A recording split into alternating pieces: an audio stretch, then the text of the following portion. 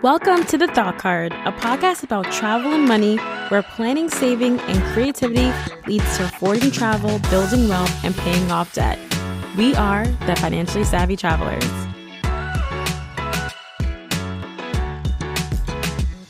When Stephanie was 41, she quit her pharmacy technician job to travel the world for a year on her savings. She visited 12 countries in 12 months, where she bathed elephants in Thailand and volunteered on an organic cricket farm in Cambodia, which is so cool. Now she's a year-round house sitter who shows other women how to take a career break on a budget. Welcome, Stephanie. Thank you, Danielle. I'm so excited to be here. I'm so excited. I've been stalking you on Twitter for so long. And during the podcasting break, I was like, I really need to have her on the show so that we can talk all things.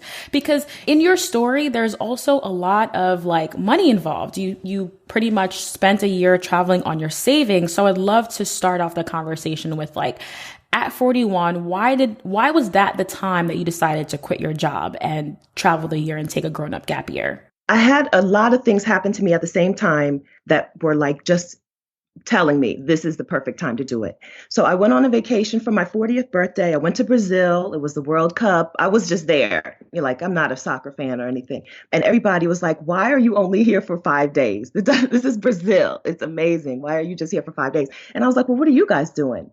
And I met some younger people, not 41-year-olds, who worked, quit their jobs, traveled, and then when they ran out of money, just went back to work. I worked as a hospital pharmacy technician. I'm certified nationally. I'm trained by the U.S. Army. I can get a job at the drop of a hat. So I was like, you know what? I do that too.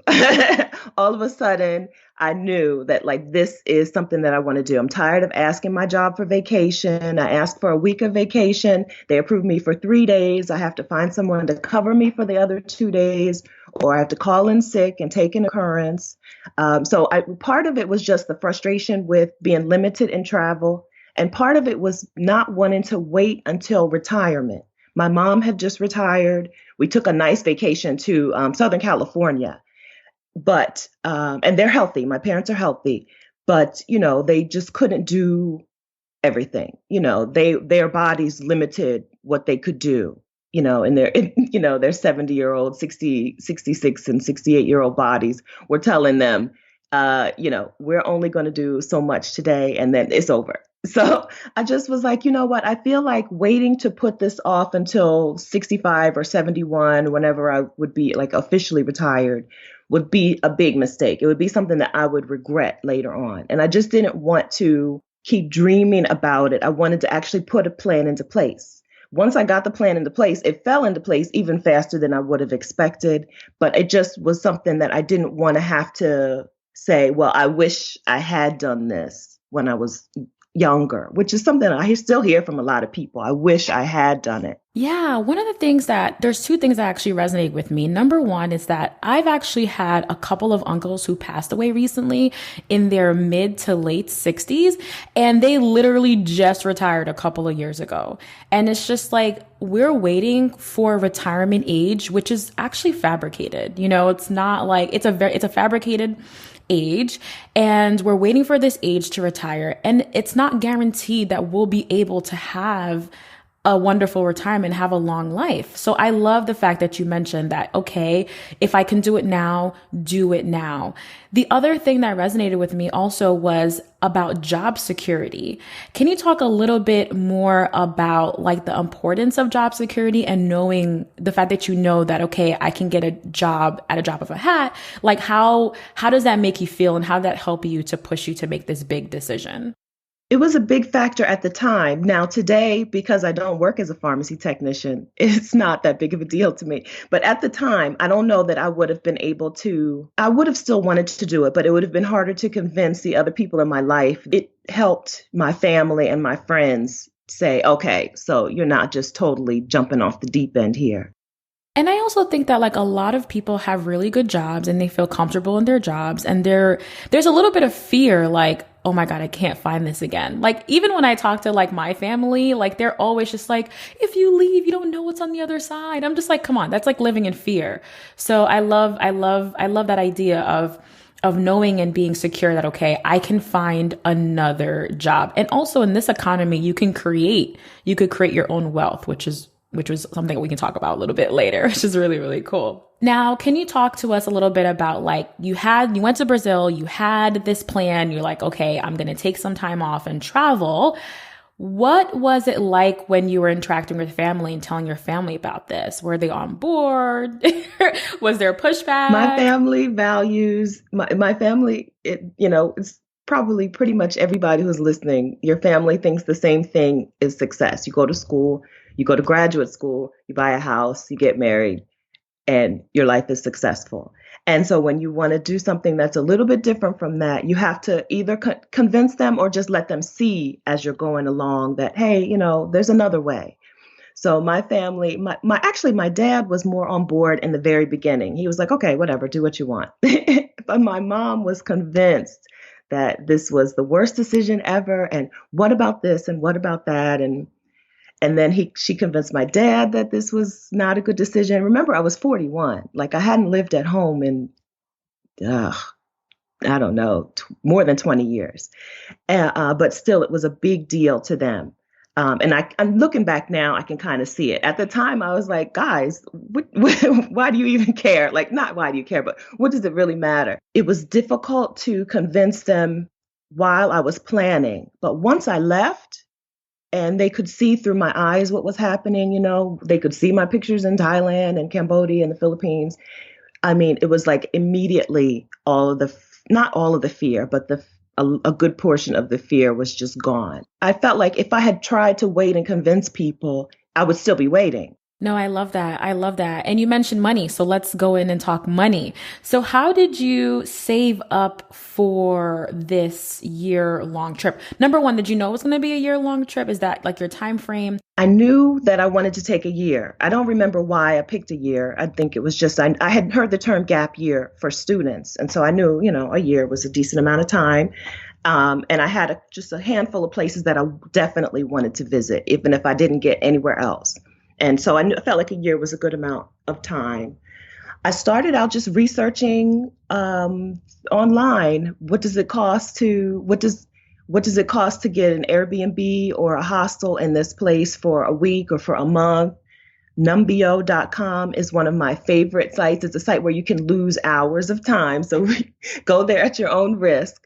But you just go to it and put in any city, and you can compare prices from one city to the next. What does a cup of coffee cost? How much does, a taxi ride or a ride on the public transportation cost?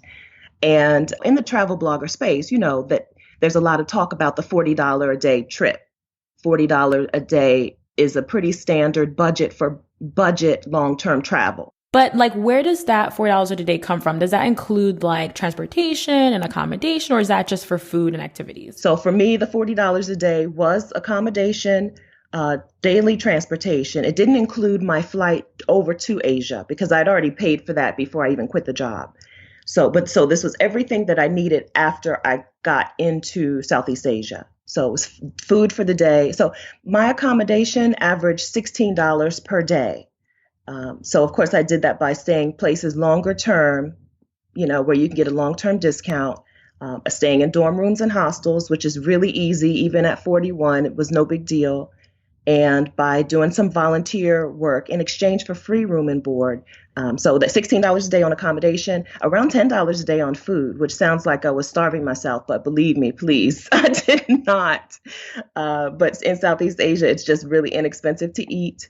I think my fun time budget was the rest, right? So that was transportation for the day, any activities that I wanted to do, if I needed to take a bus to the next town, any of that came from the rest.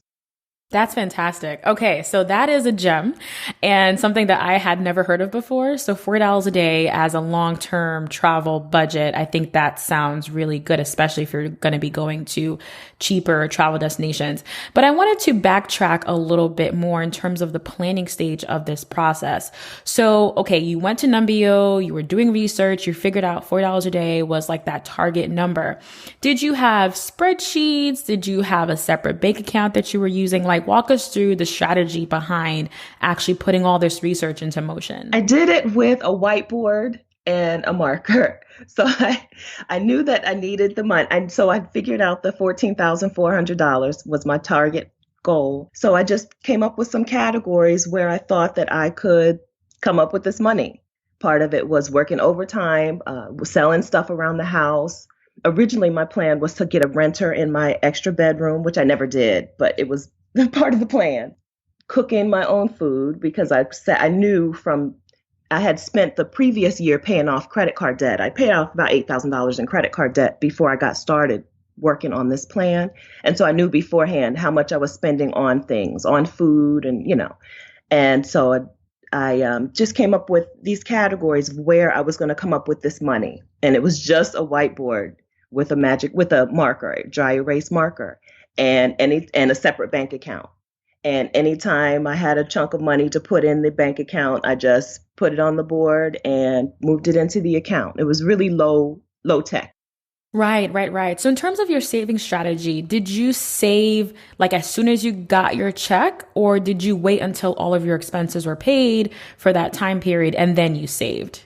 I knew my expenses were fixed. So I knew where everything was going to go. Even before I got the check, I knew where every dollar was going to go, including my savings. I made the savings a plan. It was a priority, absolutely.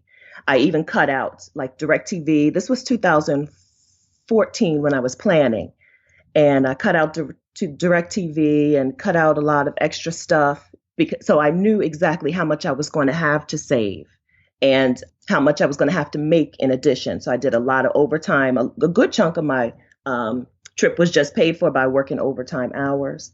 But I knew before that money hit my bank account, before my direct deposit was in my account, I knew where every dollar was going to go. I knew which bucket it needed to go in. Is this going to go in living expenses, or is this going to go into trip money? And anytime I had to make a money decision, I knew that this $40 a day was my goal. And so I knew that, like, if it's time for me to go out to eat with friends, am I going to go? Is it going to cost me $40? That's a full day of travel. If I go out to eat with them today, I have to come back to work one day early. And that's how I would work it out. Yeah, I love that. I love that. That actually makes it so much more tangible. You're like, do I want to have a day of travel, or do I want to, prolong this amazing trip that I have in store for me, And I think in terms of when you're like living your day-to-day life in the United States, I would say especially, like I feel like it's so easy to spend money on just random things. So having it tied to a goal is just a great way to keep you motivated and like makes you think about like, what do I really want in my life, and how will that money follow and flow from that. So that's really, really great. Yeah, yeah. I was just going to say, yeah. Once you have that goal, you're right. It does make it so much easier. You can break it down into small chunks and not feel like you have to either go all in or all out. You can say, this is where I'm negotiating. This is where I'm willing to be more flexible with money. And this is where I'm willing to make some different choices. Right, right, right. So originally your thought was to go to Thailand. How did you pick the other destinations that you wanted to go to, and which ones did you go? So Instagram was hugely helpful in planning my trip. Basically, I just saw places that people were going, and I was like, oh, I also want to go here. Once you get to a region like Southeast Asia or Central America, or even, they're inexpensive parts of Europe, once you get there, there's a pretty well-worn backpacker trail, path. People go from this town to this town to this town. So I just decided which places I did want to go and which places I didn't want to go. And a lot of it was after I already got into the country, So once I got into Thailand, I got to Phuket, which is a beach southeast Thailand. And once I got there, I knew people were going to this beach and some people were going to this island. And, I'd look it up on Instagram, seriously. And do I want to take my time and go to this island, or do I want to skip it? A lot of my trip planning was done after the fact. A lot of the trip planning that I actually did was done after the fact. I only had, I think, I knew I wanted to hit all 12 countries, but I probably only had 2 or 3 cities or towns in each country that I wanted to visit. And in most countries, I probably visited more like 12, just by being free and open and listening to other people, listening to other people's advice, other travelers, and definitely the locals. If I'm staying in a hostel or staying in an Airbnb or a guest house, they always gave me great information about places I wanted to go visit, places you don't necessarily need to go visit. You can just, skip past this place. So it was really good to be open with it. If you're more of a planner, and I know that sounds really scary to some people, and you just asked me about spreadsheets, so I'm going to assume that you would not be too open to not having a real travel itinerary. It's easy to just find where people are going in a country by looking up, travel Thailand, right? And you'll see the most popular cities and towns that people are, or beaches even, that people are visiting. And then just pick and choose from there where you think you can find good accommodation and where you feel like you can spend a couple of days and not, get too bored or, hate it. Yeah, I mean, I think I would definitely be a spreadsheet person to start off. I feel like I would just be clinging to it in the beginning, and then I'll be like, okay, let's calm down, let's relax, let's, give a little bit of space, because it's nice to have space for spontaneity. And like you said, you talk to someone, you get inspired, you're like, oh, okay, great, let me add this to the list. But if you're like set in stone, it's really hard to make those adjustments. Now, there's two interesting things that you talked about, and it made me think about is that I've heard that transportation it ends up being one of the most expensive things in a long-term travel budget from, place to place to place. Did you find that to be true? Transportation and accommodation. Transportation can be done very cheaply if you are willing to take your time to get to a place. I have taken 16-hour ferries where you just get on a boat with like an entire the bottom of the boat is just bunk bed after bunk bed. And, you take the ferry to get to the place, and it probably cost me less than $10 as opposed to taking a flight, which would have cost me maybe $60 or $70. It sounds like a bad decision, but when you have a year to travel and really no place to actually be at any particular time, taking the slowest, most inexpensive route can save you a lot of money. Yes, transportation can be very expensive or can be a big portion of the budget, but you can also whittle that down by moving less often, right? Move from place to place less often. During the year, I stayed 1 month in Chiang Mai, Thailand in the same apartment. And I stayed 1 month in Hoi An, Vietnam in the same guest house. So moving less often and moving slowly and inexpensively can really help. Now, in terms of your budget when you're actually traveling, did you have like a notebook that you were keeping track of? Like, how did you keep track of that? And was there like some anxiety around that? Like, okay, I only have this much for this month. And are you tracking it meticulously? I did track for the first 2 months because I'd never traveled like this before. Before this, like I said, my vacations were 5 days, like $1,000 and, done. And so I did need to track every dollar for the first couple of months. Once I got the hang of things, I just kind of had a feel for what I was spending after that. But for those first 2 months, I wrote it down in a notebook every day, every baht. I started in Thailand, and every baht that I spent, whether it was on some mango sticky rice, which I love to eat, or to pay for my place to stay, or whatever it was, get on the day tour, go on the day tour, wrote it all down. And it was reassuring to know that, oh yeah, so it is working. This budget of $1,200 a month is enough. And then I had a couple of like backup plans. So working or volunteering in exchange for free room and board was my backup plan. So if money ever got tight, I would just find some place on Workaway to volunteer, and they would take me in and feed me until I was ready to go back out there and start spending more money. Yeah, I think the important thing in terms of mindset is that when we go on vacation, it's a very different because I think most people spend significant amount of money when they go on vacation for a couple of days.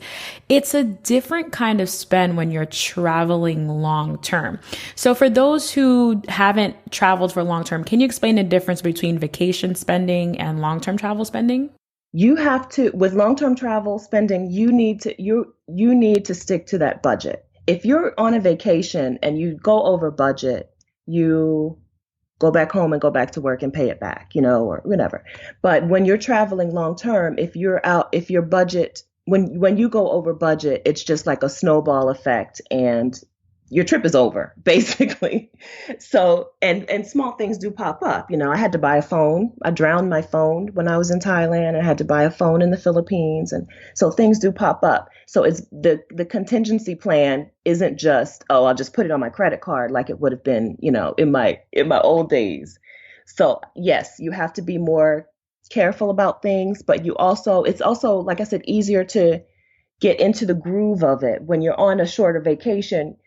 For me anyway, I was just like, I'm spending. I only get, a couple weeks vacation a year. I'm spending this money. But in on long-term travel, especially when you're on a really tight budget, you have to be more budget conscious and, pace yourself. Yeah, because every dollar spent is dollar that you have to go back home earlier, like there's a real consequence to your spending. But I'm sure that even with having a budget, you were still able to live and see a lot of different things. So that's wonderful. And can you explain the difference between like your budget when you're in an expensive country versus when you're in a cheaper country? Sure. So I went to Australia. There was a flight that popped up. I was, because I was in Asia already, a flight popped up to Australia, and I was like, okay, I'm going to go. It wasn't really in my plan, but the heat in Southeast Asia started to get to me. The heat and humidity in Cambodia. I was like, I can't, no more, no more. And it was wintertime in Australia, summertime for us. So I went down to Australia. It's a super expensive place. I can't even, everything, just all the prices just made me want to cry. I don't know how people live there. So I got free room and board. I volunteered with a family who gave me free room and board, and they gave me their car to use. And my job was to take care of their kids, and my job was to get their kids up, feed them breakfast, pack their lunches, drive the carpool, and then pick them up from school at the end of the day. And so I just had to make a new negotiation, right? So everything with money is just a negotiation. So instead of, hanging out by a beach in Bali, I decided to go to this more expensive country. And so I had to look at every money decision with a different lens. So there's no way in Australia that $16 a day is going to give you accommodation. There's no way you're going to eat on $10 a day. So I just had to find a different way to work it out. Now, I also went to Paris with my cousin. My cousin met me in Paris for a few days, and we stayed in hostels still, and ate in restaurants and had a lot of fun. But it was definitely not on $40 a day. I think I probably spent $50 just on my bed in the dorm room in the hostel. But I knew that this was coming, and I knew that I had already made enough adjustments previously in the budget to make sure that I could fit this kind of thing in. Yeah. So the big takeaway here is you need a budget, and sticking to it helps to, have your original plan intact. But if there are places that you want to go that's outside of your budget, know that it will definitely have an impact, and you'll have to make those tough decisions. So I think that's really insightful and helpful. Now, one of the things, Stephanie, that I know that you talk a lot about on your channels is accommodation. So during this 1 year, your 1 year grown up gap year, what were some of the accommodations that you stayed at, and how did you find them?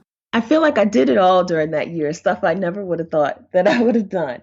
So I stayed in regular hotels. I stayed for New Year's Eve, I stayed in a really nice hotel in Manila in the Philippines, and they had like a fireworks show. I could see the fireworks from the window. I stayed in lots of hostels. When I stay in hostels, I stay in the dorm room. I don't usually get a private room.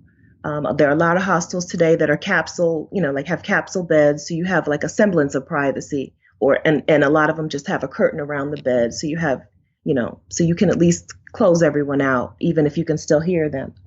I stayed in Airbnbs in people's homes where I just rented a room from them while they were still there, which I can see a lot of people are saying, no, I would never do that. But they were some of my best experiences because you have a local right there who is helpful and happy to have you in their home, and they want to show you around. They want to give you good food. They want to tell you what's so great about their town or their city.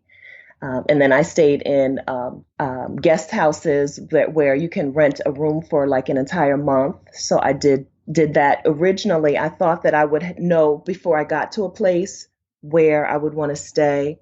But as I was traveling, I found out that it was really better to get to a town, have a place to stay just for a couple of nights. And then if I wanted to stay for 2 weeks or for a month, be on the ground, be already in that place, and then find a place to stay. It's much more budget friendly. It's much more easier. It's much easier and cheaper if you're already there to negotiate a lower price for a longer term stay.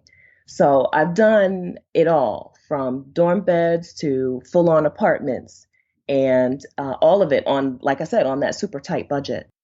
Right. Now, when you're looking at these apartments, you're not looking at like I'm thinking of like New York City, they have like all these city websites look for apartments, or are you looking at, are there different sites that you look at where it's for long-term travel focus? So like in Hoi An, the place that I did it first was Hoi An, Vietnam, and I just went there, Googled Hoi An apartment, and and then sorted by who would let me rent for only 1 month as opposed to 12 months. You can also just ask once you get places, sometimes you can just walk around and find a sign in a window, seriously, find a neighborhood that you like and find a for rent sign in the window. But even if you're looking online, it's just a regular search. I would recommend staying away from something like Craigslist, which is very American centric, because they're going to price their place for American travelers and for American tourists. You want to pay a little more local type of money. And so you need to ask around once you get to a place and find what they use locally to rent apartments, even if you just need to use Google Translate, because I have no idea what the site said. All I know is I can see the pictures, I can see how much they're charging for a month, and I can just ask them, can I come check it out? I love that because for me, as like, someone who just travels for vacation, I would think that, okay, I have to have this lease and it has to be like this big ordeal. But I love that you said, you know, stay there for a couple of days, like, scope out the place, figure out where you're going to live long term. And when you get there on the land, then you could start to do your search, talk to people, and you're not really stressed because you already have a place to stay. So I really like that. And then again, thinking about cost savings, like it sounds like when you're there, you can negotiate it in person and it's like, do you want the cash now? Like I'm here, so that's a very powerful, powerful, powerful tip. So thank you for that. That's really, really helpful. Now, one of the questions that we had in the Facebook community, Financially Savvy Travelers, was health insurance. So how does that work when you're traveling long term? This is a great question. It's something that people always ask me, and I didn't know. I only cared about health insurance, honestly, because other people told me I had to care about it. So I'm glad that other people are thinking about it more proactively. There are health insurance plans for people who are traveling long term. I'm going to give you two companies that I know of: Allianz, Allianz, and World Nomads seem to be the most popular from my limited research. But there are insurance companies that will cover you while you're traveling. A couple of important things to remember are that you are probably going to be in a place where health care is very inexpensive out of pocket. So what you want to make sure that you're covered for is the expensive stuff, hospital stays, and in case you need to be evacuated back either to your country or just to another place, medically evacuated. You need to make sure that you do have insurance to cover those things. As far as regular everyday healthcare stuff, it may be very inexpensive and even free to just get healthcare where you are. There are a handful of countries where universal healthcare covers tourists. Panama actually has an insurance that you get for free I don't want to say for free because it was free, but I don't know, it may change. But Panama has insurance for tourists. When you get there, when you get into the airport, you sign paperwork and you are insured while you're in their country. And so being Americans, we're so used to how expensive healthcare is and how difficult it is to be insured. But in a lot of the world, you can get covered through a policy like World Nomads or through Alliance and through the country's national health care coverage. I actually got leishmaniasis, which is a skin infection. It's ugly, so don't Google it. It's gross. But I got leishmaniasis from some bugs on a beach in the Philippines, and I went to the hospital. They saw me, treated me, gave me medication to take home, and it was less than 30 something dollars. And we're talking probably something that would have cost me $4,000 or $5,000 in the US if I was uninsured.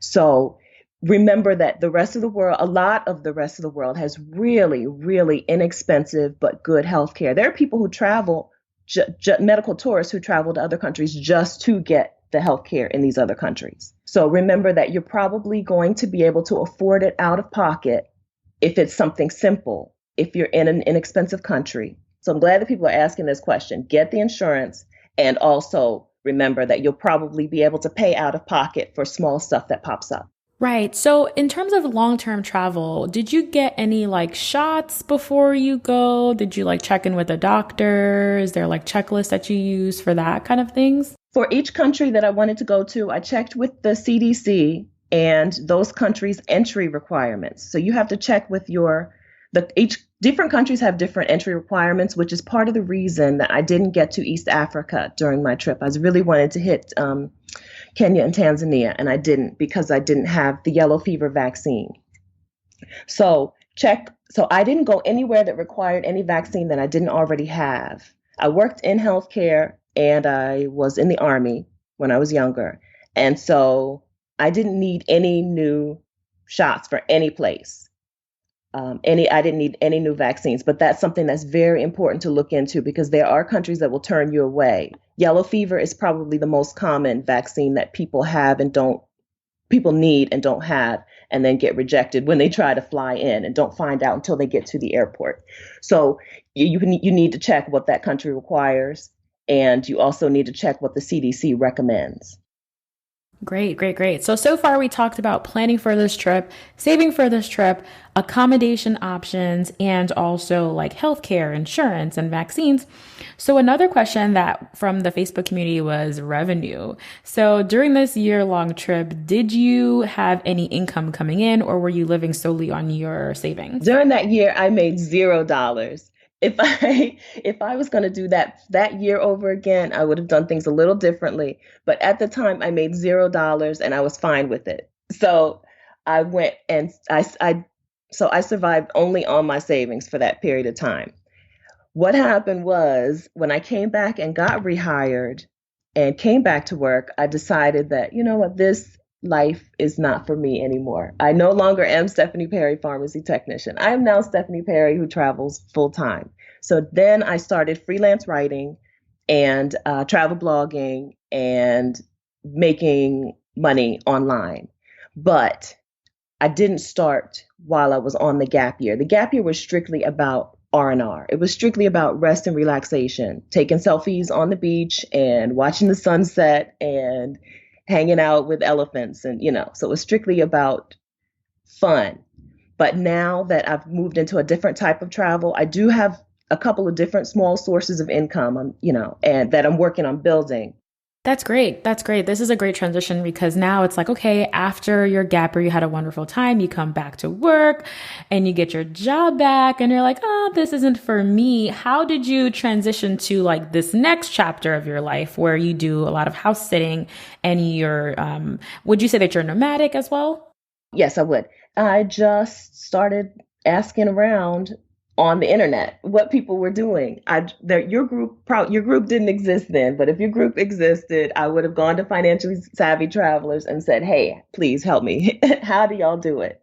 But I just asked people who were traveling full time what they were doing. I met enough people on the road who were travel bloggers, believe it or not, freelance writers. I met a lot of people who were tutors in English online, which is another very popular way to make money. It's a very popular thing for long-term travelers. And so people are, just sharing, this is what I do. I met a lot of web designers and graphic designers and just people who have a portable skill, a skill where you can just do it with a laptop and good internet access.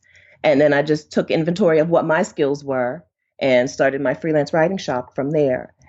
Then I also needed to make sure that I didn't need to work 40, 50, 60 hours a week because that is no longer in my lexicon. So I wanted to make sure that I could find a way to keep expenses low. And that's how I started house sitting. There was just a blogger who mentioned that she was a house sitter. And next thing you know, I was a house sitter. So now I get free accommodation and sometimes a little bit of money by taking care of people's homes and their pets while they travel. So it's a good exchange. And it means that I get to travel on a very low budget and I don't have to work like a crazy person.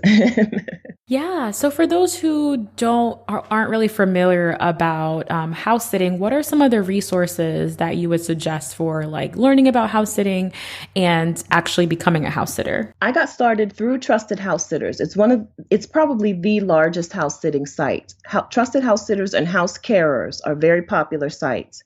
House sitting itself is very popular with certain groups of people. Retirees worldwide who have moved to another country use house sitters very often. And then there are just people in the world who have a lot more vacation time than the average American who also use a lot of house sitters. So in the UK, house sitting is popular. In Australia, house sitting is popular. These are people who get more time to travel and have to be away from their homes and or their pets for more extended periods of time. So if you're interested in house sitting, check out those sites. You'll see that there are house sits everywhere, like everywhere. I make YouTube videos all about house sitting. So check me out on YouTube and get started. I think that house sitting is my favorite travel hack. I know you had a travel hacking guy on your podcast not too long ago. House sitting, he's a airline points hacker. I feel like I am a house sitting hacker. Like I have hacked accommodation by house sitting. So if someone, let's say, like, is house sitting for people who are doing long-term travel, or can someone who has a full-time job and just travels on vacation, can they also utilize that as a way to hack their travels? You can house sit just on your vacation. And if you have specific dates and specific places that you want to go, you can set up alerts and get notified when a house sit pops up in your area, in the area that you want to go to.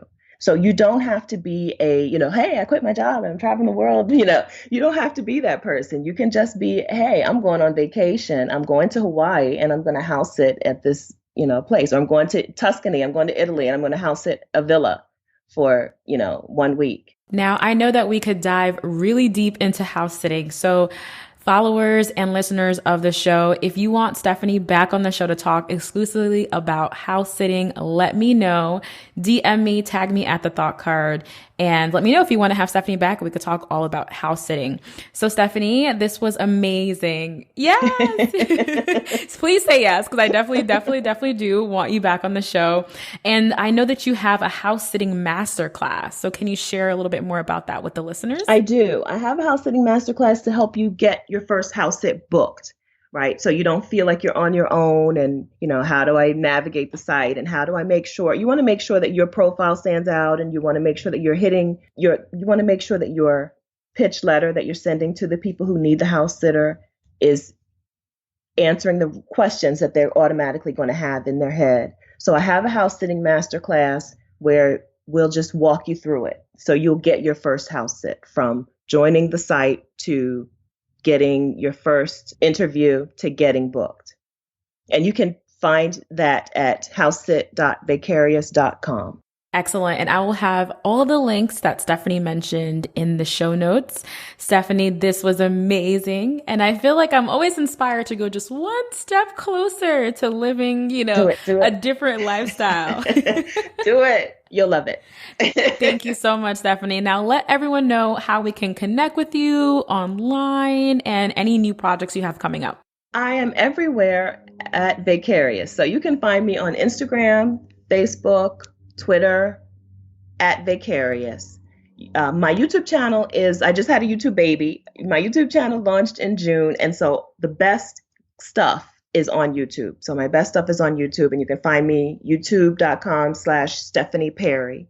And then my blog, which I never really talk about, my blog is vicarious.com. So if you want to read instead of watching the YouTube videos, come on over to vicarious.com.